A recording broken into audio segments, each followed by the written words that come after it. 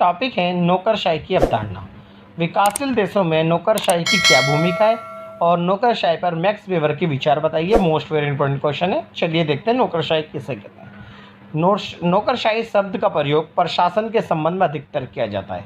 नौकरशाही के द्वारा लोक सेवाओं को व्यवहारिक जीवन के संबंध में प्रकट किया जाता है, क्योंकि लोक प्रशासन में प्रत्येक सरकारी कर्मचारी व अधिकारी अपने कर्तव्यों का पालन न करते हुए एक विशेष प्रकार का आचरण करते हैं। इसे ही नौकरशाही कहते हैं। तो बच्चों, अगर सामान्य तौर पर अगर मैं बात करूं कि नौकरशाही कैसे है, नौकरशाही का मतलब होता है किसी प्रशासन में काम करने वाले कर्मचारी और अधिकारी के समूहों को हम नौकरशाही कहते हैं। और ये प्रशासन में काम करने वाले कर्मचारी और अधिकारी जो होते हैं, ये सरकार की सेवाओं को जनता तक पहुंचाते हैं। अर्थात दूसरे शब्दों में अगर मैं कहूं तो नौकरशाही का मतलब होता है मेज, यानी वे अधिकारी जो मेज या डेस्क पर बैठकर काम करता है उसे हम नौकरशाही कहते हैं। और नौकरशाही जो होता है वो अपने कर्तव्यों का पालन ही नहीं बल्कि अपने आचरण भी करते हैं। विशेष प्रकार का आचरण करके वो जनता को सेवा देते हैं। नौकरशाही शब्द का प्रयोग सर्वप्रथम फ्रांसीसी विचारक डिगार ने किया। उसने इस शब्द का प्रयोग एक शिकायत के रूप में किया, क्योंकि सरकारी कर्मचारियों का व्यवहार उचित नहीं था, इसलिए उसने नौकरशाही शब्द का प्रयोग किया, अर्थात नौकर का शासन। यानी नौकरशाही को जो डिगार ने बोला कि नौकरशाही नौकर का शासन होता है। चलिए नौकरशाही का अर्थ क्या होता है मैं आपको बता दूं कि नौकरशाही को अंग्रेजी भाषा में ब्यूरोक्रेसी कहते हैं, जो फ्रांसीसी भाषा के ब्यूरो शब्द से बना है, जिसका अर्थ होता है विभाग। इस प्रकार नौकरशाही विभाग को प्रकट करती है।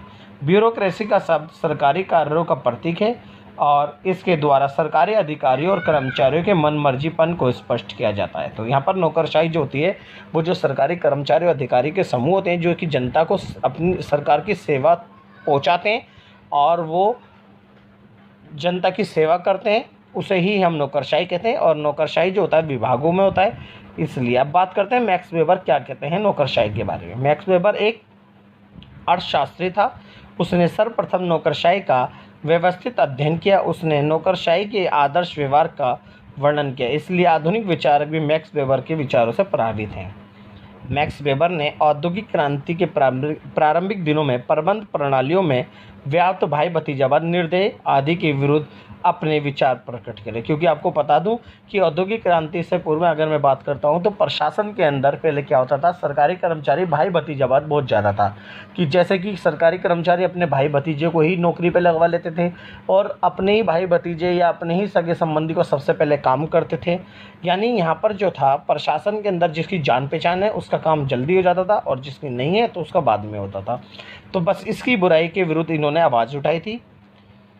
औद्योगिक क्रांति को बढ़ावा देने के लिए नौकरशाही सर्वोत्तम शासन है। मैक्स वेबर ने ये स्पष्ट किया कि एक व्यक्ति दूसरे व्यक्ति पर अपना प्रभुत्व जमाना चाहता है और यह सिद्ध हो जाए कि दूसरे का प्रभुत्व न्यायोचित है तो यह स्वीकार्य हो जाता है कि नौकरशाही की विशेषता एक समान होती है। उसने नौकरशाही की निम्नलिखित विशेषताओं का वर्णन करा। पहले नौकरशाही में स्पष्ट श्रम विभाजन। तो मैक्स वेबर का मानना ये था कि जो नौकरशाही होती है उसके अंदर सबका स्पष्ट श्रम विभाजन होता है, यानी सभी एम्प्लॉइयों का काम बटा हुआ होता है प्रशासन के अंदर। जैसे कि मैनेजर का काम क्या है, पियोन का काम क्या है, कैशियर का काम क्या है, एलडीसी का काम क्या है, यूडीसी का काम क्या है, सचिव का क्या काम है।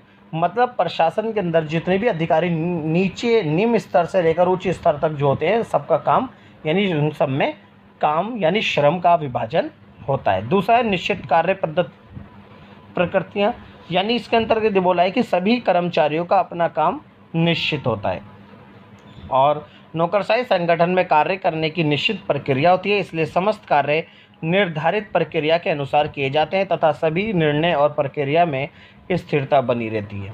दूसरा है कार्य पूरा करने की विधि पूर्वक व्यवस्था कि नौकरशाही के अंदर जो भी कर्मचारियों को काम दिया जाता है वो सभी उस प्रशासन के नियमों के अनुसार उसे काम करना होता है और सारा काम सिस्टमेटिक से यानी नियमों के अनुसार पर होता है और सारा काम विधि पूर्वक किया जाता है। फिर पदसोपान पद्धति, हर प्रशासन के अंदर पदसोपान पद्धति पाई जाती है। पदसोपान पद्धति से हमारा तात्पर्य ये है कि यानी छोटे अधिकारी से लेकर बड़े अधिकारी के बीच में जो पद यानी जो उनकी पोजीशन होती है वो पोजीशन नीचे से लेकर ऊपर तक एक पिरामिड के अनुसार होती है।